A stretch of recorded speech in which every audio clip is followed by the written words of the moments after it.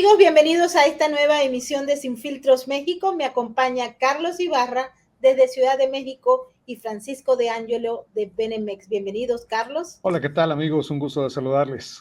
Francisco. Hola, gracias por estar con nosotros. Tenemos muchas informaciones para ustedes en la agenda de este programa del día de hoy porque han ocurrido muchos eventos en México que vale la pena compartir con ustedes. Uno de ellos, y vamos a empezar, es que el gobierno de México, el gobierno de Andrés Manuel López Obrador, ha dado una información que es sumamente importante. Pagará $5 millones a las víctimas del incendio que ocurrió en Ciudad Juárez. Vamos a escuchar a Francisco de Ángelo que nos hace el reporte. Adelante. El gobierno dijo que pagaría alrededor de 85 millones de pesos a víctimas del incendio en la estación migratoria de Ciudad Juárez, que recordemos 40 personas migrantes fueron afectadas. Ahora, 27 fueron lesionados por el siniestro y parece que Francisco Garduño, el director de migración, declaró que iba a pagar este dinero, estos 85 millones. Lo que no sabemos es cómo, o sea, de qué forma. No hay un procedimiento claro. Él está en un régimen de presentación en un tribunal en Juárez, acusado. No tengo la causa completa, pero entre otras es por negligencia debido a que el Instituto Nacional de Migración Mexicano es el que se encarga de cuidar a los migrantes. Y como entendemos, dicen fuentes no oficiales que se les estaban cobrando a los migrantes $200 y por eso se les fueron encerrados. Tenemos entendido que empezaron este incendio un grupo de los migrantes detenidos como protestas y no les abrieron la puerta.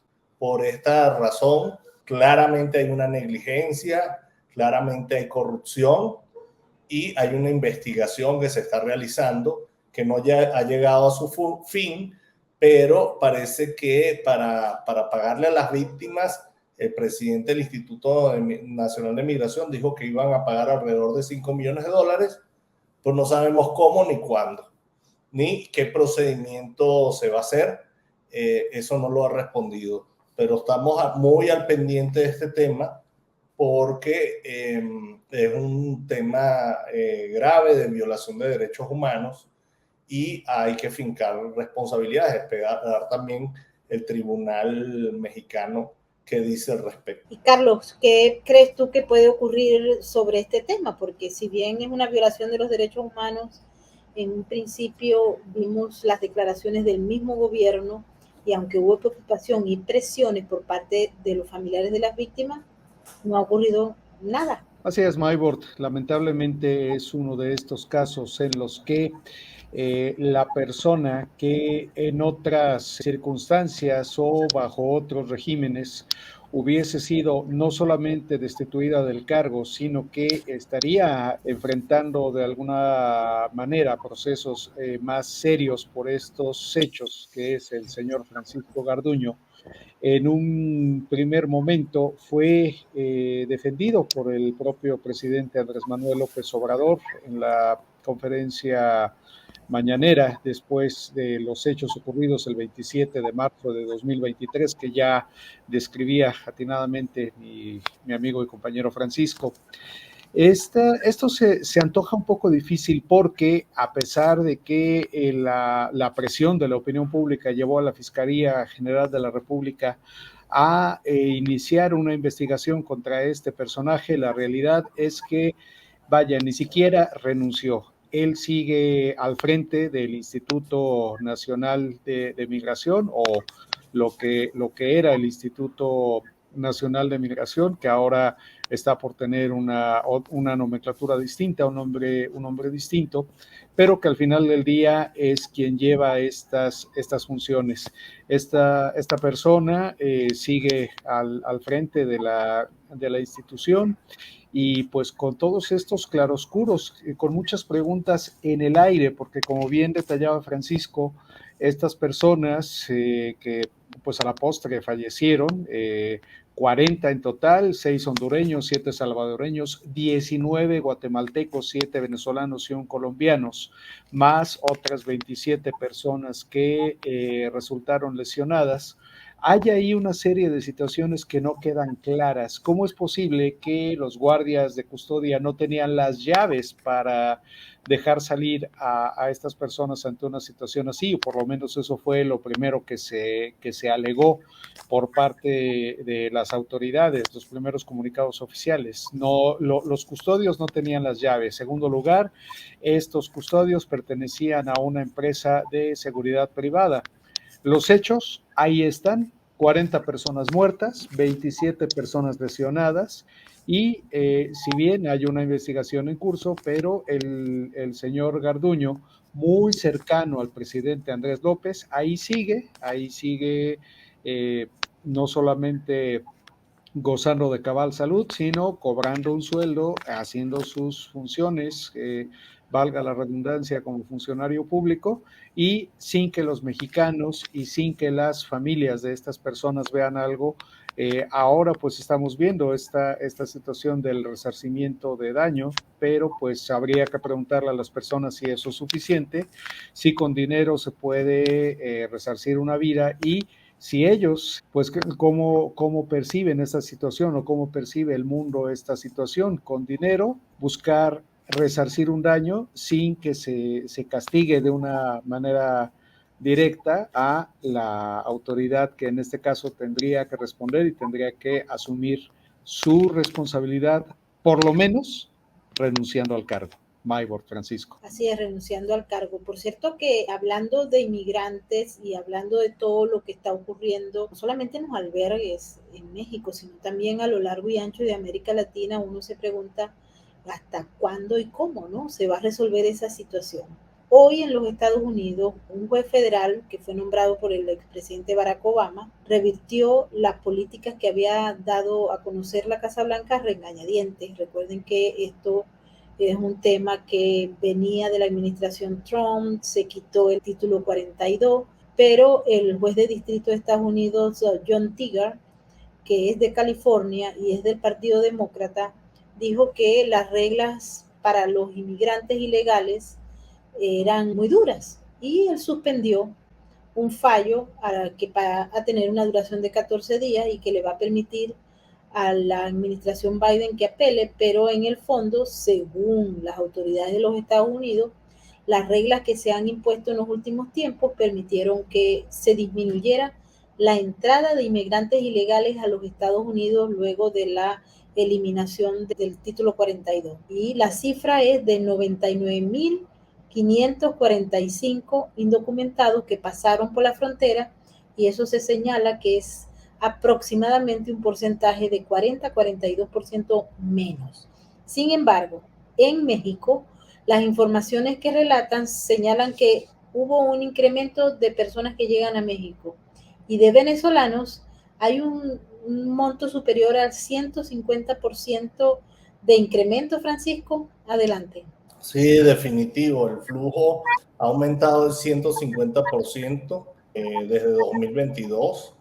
Esto es un crecimiento que lo hemos visto increíble desde 2017, después post-pandemia, y ya se llama casi a una emergencia porque somos de los países principales de las personas que más están emigrando hacia Estados Unidos, cuando antes era Haití, Honduras, Cuba, los nacionales de esos países los que venían de México a México y de México a Estados Unidos.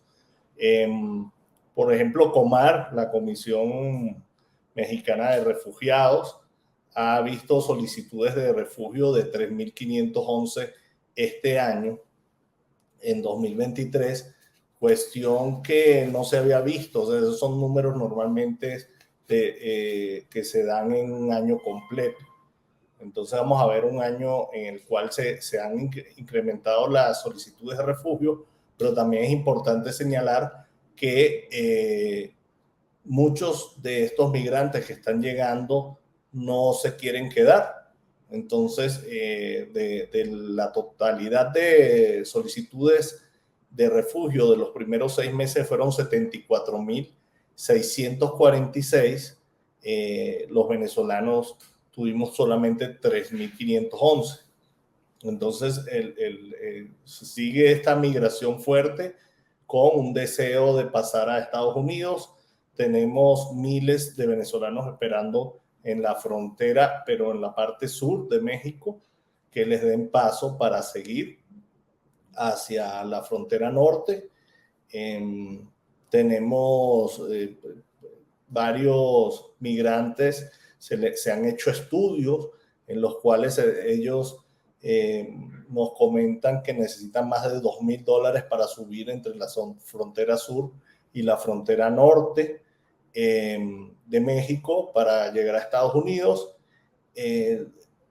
Seguimos con un flujo grande y lo que he visto últimamente es que Migración, el Instituto Nacional de Migración, se hizo unas reuniones con varias ONGs como para mejorar su forma de actuación, pero hablando con muchos que trabajamos estos temas, no fueron invitados, entonces no tenemos bien entendido con qué finalidad lo hacen sin incluir, ¿no?, a distintas ONGs que también hay mexicanas que trabajan estos temas.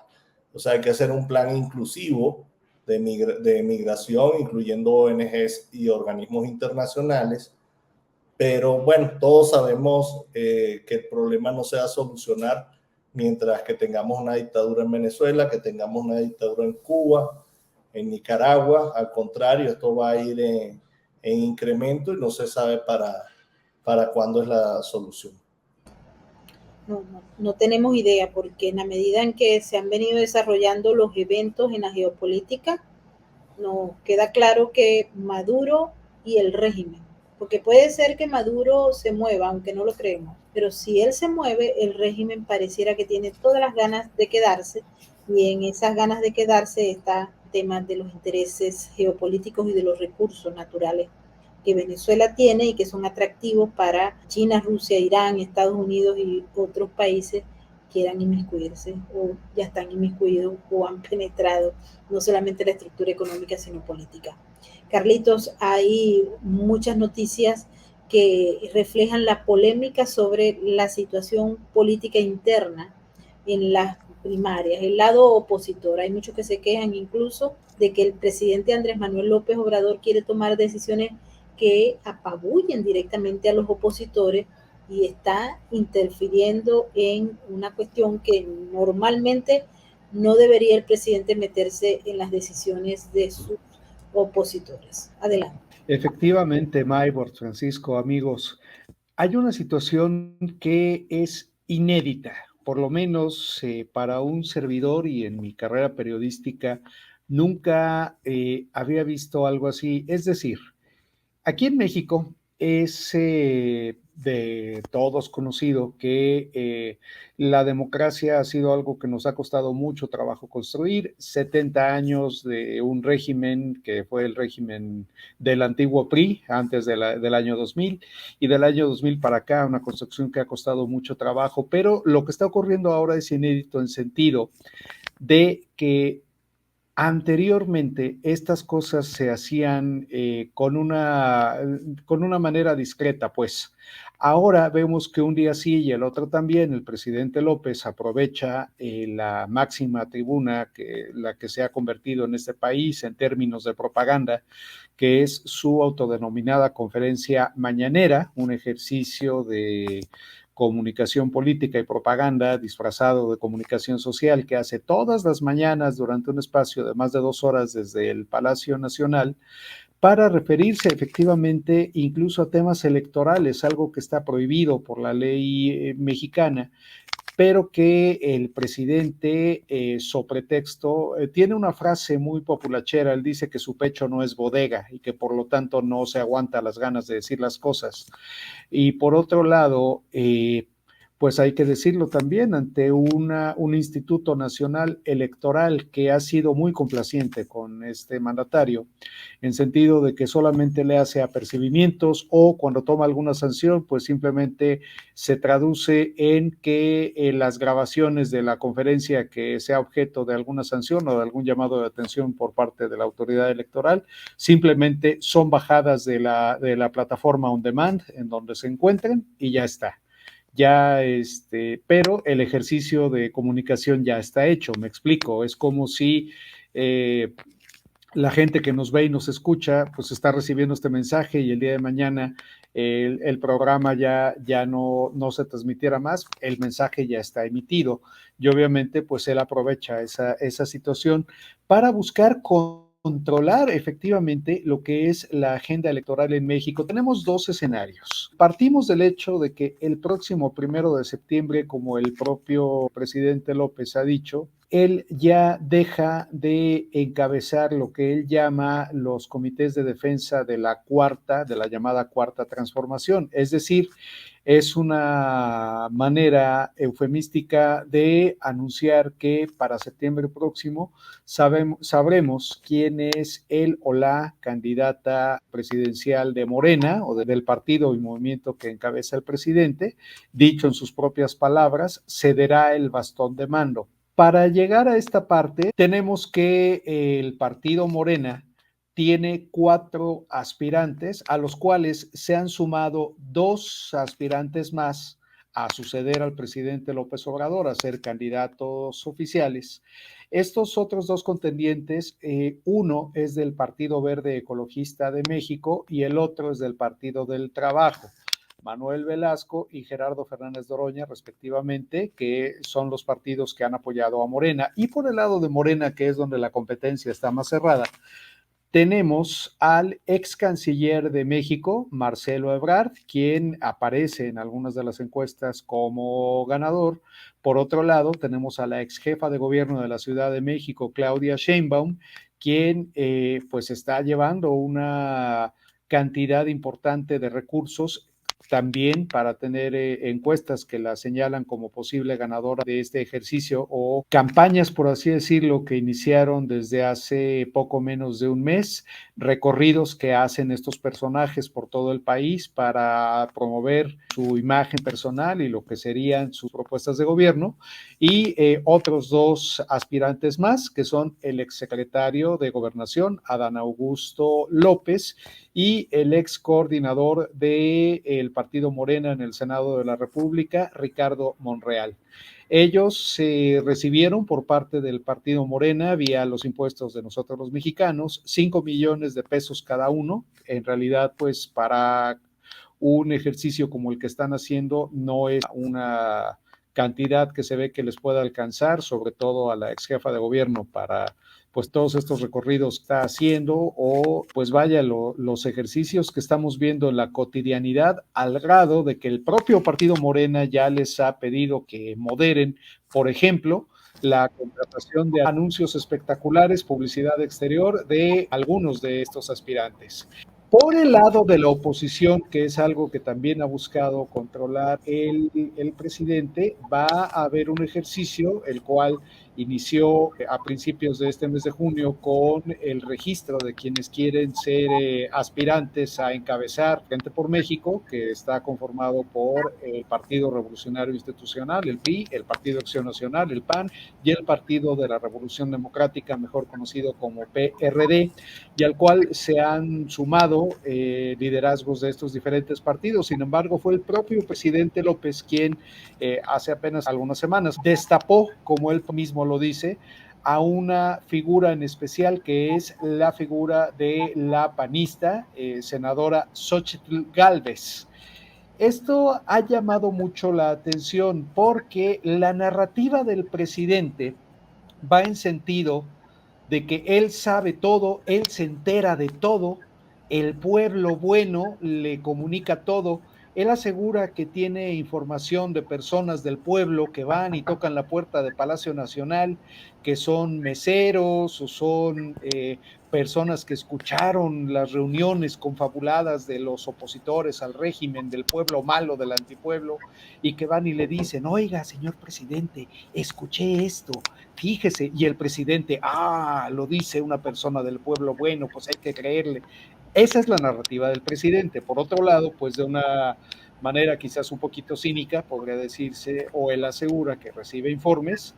Dicho de una manera, si esto fuese cierto, pues estaría entonces haciendo una labor de espionaje, lo cual habría que ver si las afirmaciones que él dice efectivamente coinciden, pero bueno, él desde hace poco más de 20 días dijo haber recibido información de que los opositores al régimen estaban preparando esta figura de Xochitl Gálvez, y de ahí para acá se ha dado un fenómeno muy interesante, amigo, porque en la realidad, quien ha puesto a esta senadora en el top of mind, o como se dice en mercadotecnia, o en el imaginario público, ha sido el propio presidente López, lo cual es algo de llamar la atención, porque aquí es una discusión que he tenido con varios colegas quienes dicen que el presidente es tonto.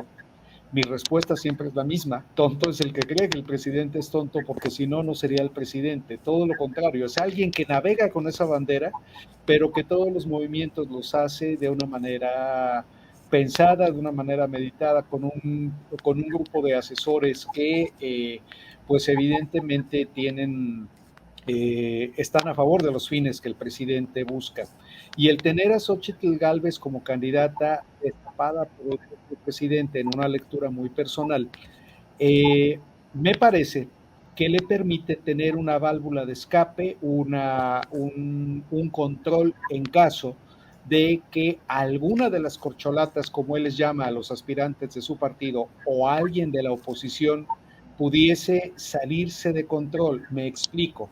En el caso específico de la figura del ex canciller Marcelo Ebrard, si fuese una figura en el entendido de que hasta ahora los mensajes o la lectura que se da es que la favorita del presidente para la sucesión presidencial es la ex jefa de gobierno Claudia Sheinbaum, si esto fuese cierto y dentro del partido Morena la figura de Marcelo Ebrard, que dicho sea de paso, dentro de la clase media mexicana y dentro de ese escenario, si es que tuviese que ser Morena la única o la opción ganadora, por así decirlo, la clase media está con Marcelo Ebrard, pues basta con inflar la figura de Xochitl Gálvez, que per se, por el hecho de no ser de Morena, tendría precisamente apoyo de la clase media para desinflar al ex canciller. No sé si me estoy explicando. Por otro lado, el día de hoy, justamente versiones periodísticas o versiones de analistas señalan otra jugada, podría ser si la oposición empieza a ganar terreno, sería inflar la figura de otro de los aspirantes, el señor Krill, el señor Santiago Krill, que es presidente de la Junta de Coordinación Política de la Cámara de Diputados, perteneciente al Partido Acción Nacional, inflar esa figura para restarle fuerza a Xochitl Gálvez. El mensaje, independientemente de estos posibles escenarios y de las intenciones que solamente el señor López conoce, es mandar un mensaje de que es tanto su poder que controla incluso las candidaturas de la oposición. Ese es el mensaje en subtexto, el mensaje entre líneas que estaría enviando, o pues lo que se quiere dar a entender a la opinión pública, lo que se quiere hacer creer a la opinión pública de México y del mundo.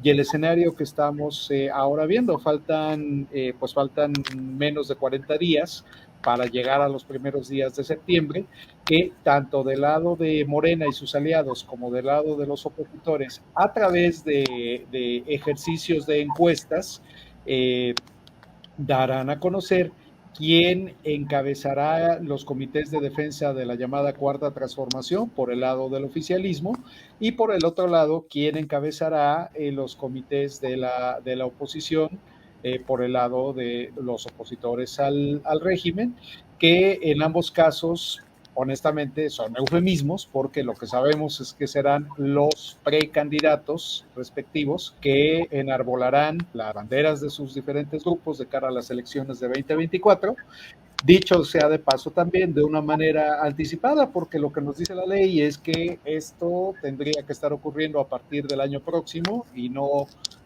faltando poco menos de medio año, pero pues al final del día el Instituto Nacional Electoral, su actual presidenta, ha sido también identificada como alguien afín al régimen del presidente Andrés López, entonces pues vemos que para un lado y para el otro el Instituto Nacional Electoral, por lo menos hasta ahora, ha sido muy laxo en sus recomendaciones.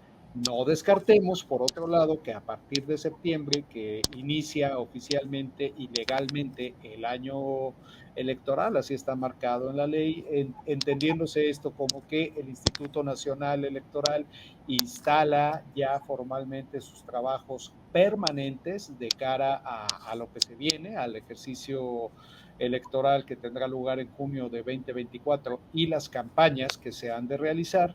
Habrá que ver si no estando ya instalado, entonces sí, dice, a ver, vamos a ver, tales y cuales aspirantes han roto la ley en este sentido, y que podrían incluso llegar a recibir sanciones, incluida la posible inhabilitación como candidatos a la presidencia de la República.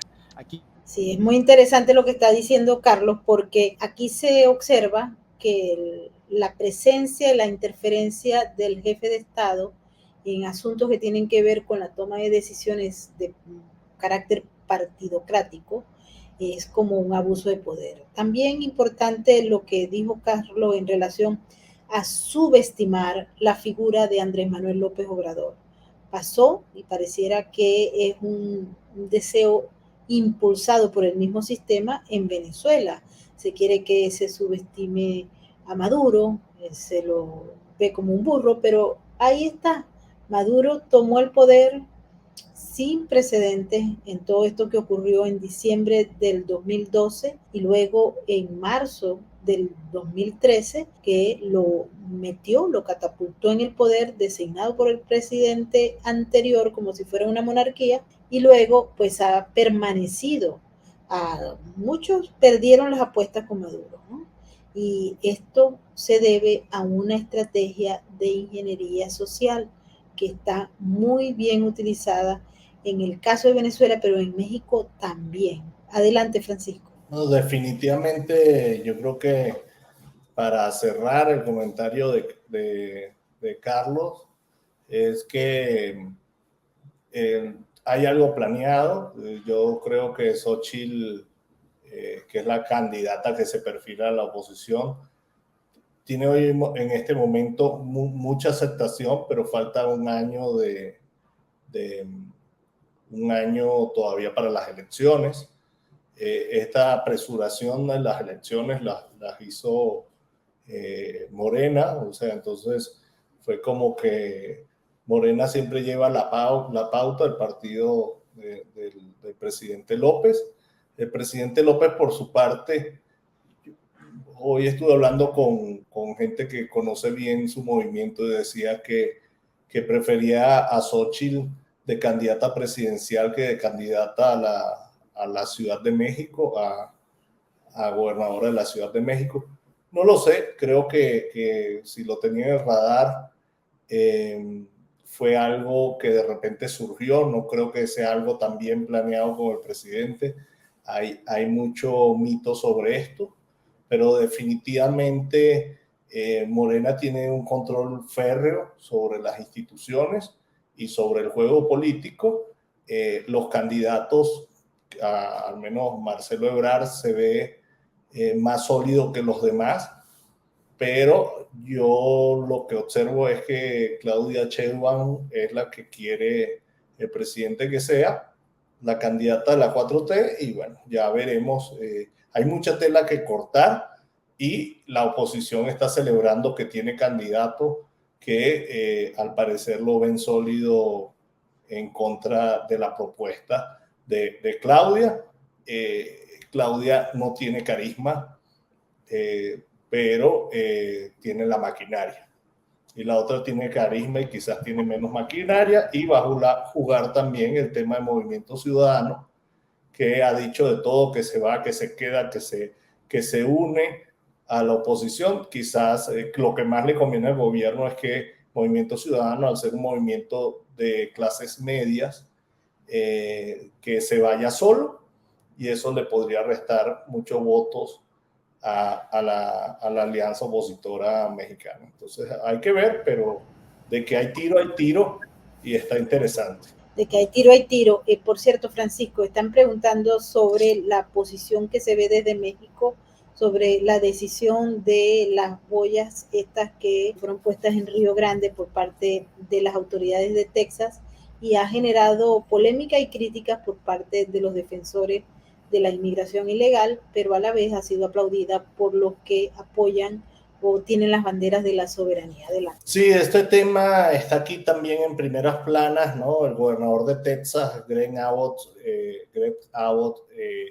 demandó, bueno, lo demandaron, ¿no? Lo demandaron porque mandó a poner estas boyas, y, por supuesto, el gobierno mexicano no está rechazando la medida. Dice que esta instalación está violando varios convenios con Estados Unidos, varias convenciones, tratado de aguas, entre otras. México ha tenido una postura con este gobierno muy pro migración, pero no migración hacia México, migración hacia Estados Unidos. Entonces, llama la atención. Recordemos que este gobernador de Texas es republicano, y cuando le han llegado los migrantes, los envía a estados demócratas, y ha generado un caos. Yo creo que definitivamente es una medida, estas boyas en el Río Grande, quizás extrema, pero habría que ver desde el punto legal qué tan legal es, porque si el gobierno federal americano dice que es ilegal, él dice que es legal, habría que ver qué dicen los tribunales al respecto en Estados Unidos. Uno de los alegatos también del gobierno de Biden es que le trae problemas con México, pero hay que tener un poco como de sentido común, ¿no? Porque es mejor no hacer un plan y ordenar la migración, que no haya necesidad de que se vayan por el río y todo este tema, ¿no? Y porque es mejor no trabajar más activamente para que estas dictaduras no estén persiguiendo, torturando, matando a sus ciudadanos para que tengan que salir en desbandada. Creo que eso sería un ahorro a estos problemas, y creo que hoy, con la tecnología, con tantos medios que hay, podría ordenarse mejor la migración, en vez de estarla tratando de evitar por todas las vías. Pero también llama la atención el gobierno mexicano como tiene como un acuerdo, ¿no?, con los demócratas, de mandar de una forma no ordenada a migrantes a Estados Unidos. No sé cuál es el fin, pero creo que eso no le conviene a nadie, que pasen estas cosas. Entonces, vamos a ver qué pasa, vamos a estar expectantes, pero es un tema de primeras páginas y de discusión en México, el tema de las boyas que pusieron en el Río Grande. Sí, es que hay muchos temas, ¿no? Justamente acabas de publicar, y adelante Carlito con esa nota, porque el presidente Andrés Manuel López Obrador se va a reunir con Elizabeth Sherburne Randall, que es la asesora de seguridad para los Estados Unidos, ¿no? Y esta nota pues refleja una serie de detalles que pareciera que hacen roce entre México y Estados Unidos. Vale la pena recordar que también hubo una reunión entre Estados Unidos, Canadá y México para tratar el asunto del tráfico de drogas, y han llegado incluso, porque las afirmaciones que se ponen en los titulares de México llaman mucho la atención, pero según las autoridades mexicanas se presume que hubo un desmantelamiento de más de 2.000 narcolaboratorios. Adelante. Sí, efectivamente, justo desde la conferencia mañanera, el presidente López se refirió al asunto de las boyas, pero inmediatamente después puso en la agenda y en el ojo de la opinión pública esta reunión con la asesora de Seguridad Nacional de los Estados Unidos, Liz Sherwood Randall, quien desde el pasado lunes está en tierras mexicanas para precisamente pues hablar sobre estos temas que también serán abordados con Canadá. Esta construcción narrativa, por un lado, lo que tenemos es que hubo un festejo por parte del presidente en sentido de que el gobierno federal de Estados Unidos interpusiera una demanda contra el gobierno estatal de Texas respecto a este asunto de las boyas. Como queriendo resaltar esta buena relación entre ambos mandatarios, pero por el otro lado minimizando un poco esta demanda del gobierno de los Estados Unidos porque en México se tomen acciones contra el tráfico de fentanilo, que es algo que en la agenda del gobierno de los Estados Unidos constantemente se ha señalado la exigencia a las autoridades mexicanas. Por lo pronto, las declaraciones han sido en sentido de que el decomiso de drogas en México ha sido importante, que se ha decomisado mucha cocaína, muchos químicos también, entre ellos el fentanilo, pero se ha venido manejando una narrativa en sentido de que el fentanilo no está siendo producido en México, que viene de China. Esto evidentemente ha ocasionado las protestas y pues obviamente desmentidos por parte del gobierno de China. La realidad es que aquí, incluso en México, es algo que preocupa a las autoridades federales al grado de que en los medios de comunicación electrónicos hay una importante cantidad de anuncios comerciales, una campaña para invitar a los jóvenes a no consumir las drogas y pues concientizarlos de los efectos que tiene este tipo de prácticas. Hay obviamente la expectativa de qué ocurrirá en estas reuniones de alto nivel, cuáles serán los acuerdos del gobierno mexicano con las autoridades tanto de Estados Unidos como de Canadá en esta materia, y pues escucharemos próximamente qué es lo que tienen que informar las autoridades de los tres países respecto a estos acuerdos y de qué manera se buscará enfrentar este fenómeno que está siendo bastante preocupante porque como es de todos conocido, el tema del fentanilo o esta droga conocida como fentanilo es algo tan monstruoso, me atrevo a llamarlo de esa manera, que genera adicción desde su primer consumo. Entonces, aquí en México ya hay advertencias por parte del propio gobierno federal llamados a los jóvenes, a los niños, incluso a no aceptar dulces que les puedan dar extraños, caramelos por parte de extraños, porque ahí se puede introducir la droga, se puede introducir también en algunos en forma de medicamentos, una larga lista de etcéteras,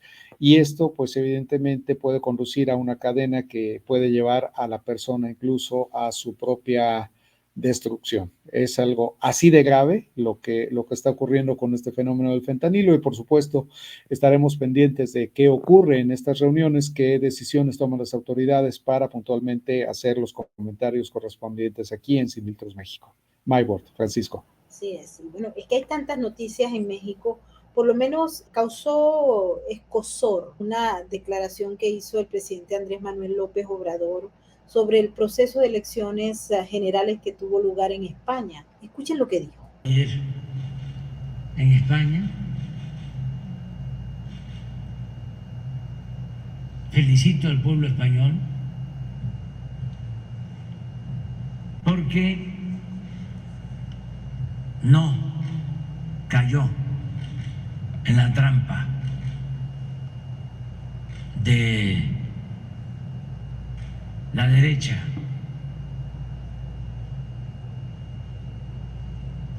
del conservadurismo.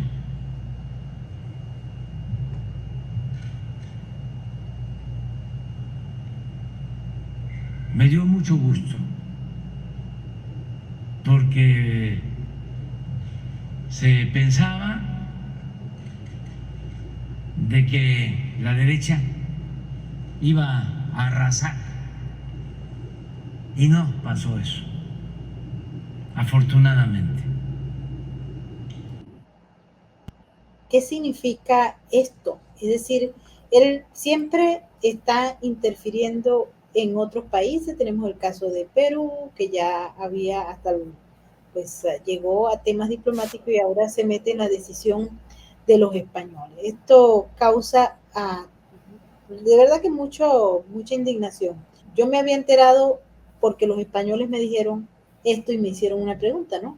Pero brevemente, Carlos, Francisco, ¿qué ven ustedes en esto? Pues yo cerraría con un comentario muy breve esta intervención, Maybord, diciéndole, presidente, póngase a trabajar en los asuntos que realmente competen a los mexicanos, lo que compete realmente a su gobierno, en vez de andarse metiendo los asuntos de otros países, porque eso sí, cuando la opinión pública o cuando otros gobernantes opinan del desastre del gobierno mexicano, de lo que está haciendo este gobierno, en donde se matan a periodistas, donde hay una cantidad importante de desaparecidos, donde la violencia es algo cotidiano, cuando la opinión viene en sentido contrario, si fuese el gobierno español el que estuviera opinando sobre lo que está ocurriendo en México, ahí sí saldría el presidente a decir que son injerencistas, que la doctrina está, etcétera. Saldría a decir cualquier tipo de acusaciones diciéndoles que no se metan, que el gobierno de México es respetuoso, pero él se siente con la autoridad, se siente por defender a pie juntillas a las izquierdas del mundo, se siente con derecho de opinar en asuntos que no le incumben. Presidente, póngase a trabajar mejor. Así es. Francisco, yo creo que es típica la postura de un presidente que a Díaz-Canel le dio una medalla, que es amigo de Maduro, que no quiere opinar contra Ortega y que tiene muy marcado en una postura muy de los años 60, de los 70, arcaica, el tema de derechas e izquierdas. Yo creo que el presidente confunde siempre las extremas derechas, las extremas izquierdas, y usa este discurso para separar, para sembrar polémica, y por supuesto odia que se metan en su forma de gobernar, pero le encanta influir en distintos países, y países tan importantes como España, imagínate, siempre se la vive peleando sin razón y con una visión arcaica y poco atinada de lo que está pasando en el mundo hoy. Es un mensaje más de que es un presidente que está en otra época y México se merece políticos y mandatarios de mejor talla. Así es, y bueno, cerramos esta emisión con una información que también llamó la atención por lo polémica y por lo escandalosa, y es que Ovidio Guzmán Loera, alias El Ratón, hijo de Joaquín El Chapo Guzmán y miembro de la facción de los Chapitos del cartel de Sinaloa, impugnó el amparo negado a principios del mes de julio del 2023 por un juez que buscaba frenar la extradición hacia los Estados Unidos, donde se le busca por delitos de narcotráfico. La defensa del hijo de Joaquín El Chapo Guzmán presentó un recurso de revisión contra el amparo rechazado por el Juzgado Quinto de Distrito en materia de amparo y juicios federales del Estado de México. Así que esta información cierra este programa. Cuando uno ve estos asuntos, empieza a preguntarse si el Estado y las instituciones juegan a favor o en contra, o simple y llanamente este señor acusado de narcotráfico está ejerciendo todo el derecho que le ofrece la ley. Son dos temas. Aquí pues se ha cambiado también la sentencia de Genaro García Luna, que estaba prevista y ahora pues la ampliaron en un marco de 90 días. También ese caso está en la Corte de Apelaciones del 11º Circuito en Nueva York. Son muchos los temas que se van acumulando, entre ellos, por cierto, el de Hugo Carvajal Barrios, alias El Pollo, que es señalado de ser miembro del Cartel de los Soles, pero de tener relaciones también con narcotraficantes mexicanos, hondureños y colombianos. Bueno, hemos llegado al final de esta emisión. Carlos, Francisco, una vez más agradecidos por formar este equipo tan maravilloso. Muchas gracias. Gracias. repite uno y otro primero, porque no. Primero Carlos y después Francisco. 1, 2 y 3. Es un gusto, Karina Maybord, Francisco, amigos. Hasta la próxima. Gracias por escucharnos. Gracias, Carlos. Gracias, Maybord. Bueno, y nos vamos, como siempre, con el mensaje de la RAC, porque juntos salvamos vidas. Pero antes agradecemos a toda la gente que ha estado en nuestras plataformas. Mil gracias a todos nuestros moderadores del canal de YouTube, porque ustedes son los mejores de YouTube. Y también a toda la gente que nos sigue desde Distrito TV. Nos vemos en la próxima emisión de Sin Filtros México, que le traeremos lo último, lo más detallado sobre la política mexicana. Hasta la próxima. No conoce de estadísticas. Aún así, millones de ellos padecen una cruda realidad. Su lealtad es inquebrantable, aunque no haya nadie con quien compartirla. La diferencia la haces tú. Adopta, esteriliza, colabora. Red de Apoyo Canino.